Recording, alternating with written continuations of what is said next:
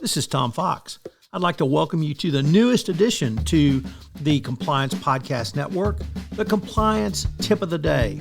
This is the podcast where you bring you daily insights and practical advice on navigating the ever-evolving landscape of compliance requirements. Whether you're a seasoned compliance professional or just starting your journey, my aim in this podcast is to provide you with a bite-sized, actionable tip to help you stay on top of your compliance game. Join us as we explore the latest trends from the Department of Justice, share some best practices, demystify complex compliance issues to help keep your organization doing business ethically and in compliance, and at the end of the day, more profitably. Tune in daily for your dose of compliance wisdom. Let's make compliance a little less daunting, one tip at a time. Now a word from the sponsor of the Compliance Podcast Network, Ethico. Handling multiple compliance cases can often feel like navigating a complex labyrinth. Ethico introduces simplicity and intelligence into this chaos with our custom workflow automation. By automatically routing cases based on your unique criteria, we turn the maze into a clear path forward. Envision a compliance process that's not just effective, but also intuitive and adaptable to your needs. It's time to redefine efficiency in your workplace. Embark on this journey of transformation at ethico.com/CPN. Book a demo and explore the white paper by Tom Fox, 2023, The Year in Compliance, to discover a world of seamless compliance management.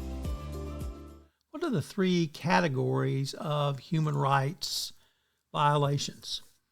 Well, I believe there are three broad categories of human rights issues that every corporation is going to have to face. Number one,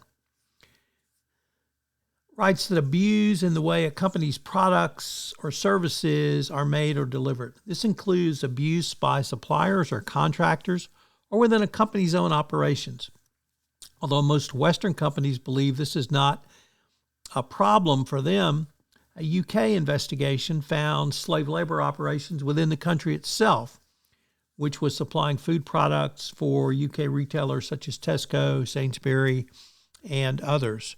Of course, there is the most recent example of Porsche, which found that parts in Porsche, Audi, and even Bentley were created in Xinjiang under slave labor conditions. So you have to perform really a deep dive to determine both the suppliers and contractors you're using and in your own direct supply chain. Number two, abuse in the way a company's products or services are used. This includes companies that find themselves complicit when customers employ their products or services to do, if not legally complicit, then at least guilty in the court of public opinion.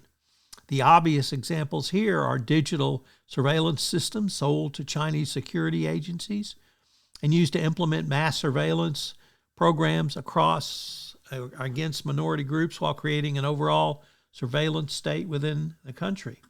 The fallout from this can be huge, and just take a look at what Google's own employees did.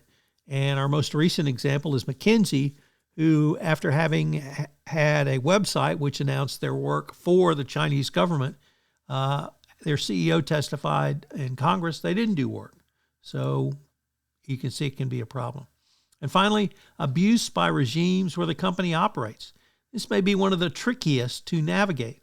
Obviously, working with governments is an important business component, but even working with the U.S. government can be tricky, as many companies have found with Customs and Borders. Media reports suggested McKinsey consultancy had been redirected to assist former President Donald Trump's clampdown on illegal immigration and responsible for such money-saving recommendations as cutting food for funding, healthcare, and supervision of detainees. Obviously, not a good look. As I mentioned in the opening, this month's sponsor is Ethico. I have written a white paper for Ethico on the top compliance issues from 2023 looking into 2024. So check out the link on the show notes and check out Ethico, the sponsor this month of the Compliance Podcast Network. This is Tom Fox again. This new podcast, Compliance Tip of the Day, will appear daily. And frankly, it's one of the most requested topics for a podcast that I get on a regular basis. It's going to be short and sweet with one tip with some takeaways that you can utilize to implement into your compliance program. If you've got a question that you would like a tip on, please submit them through our website, and we will use them in an upcoming episode. The Compliance Tip of the Day is a production of the award-winning Compliance Podcast Network.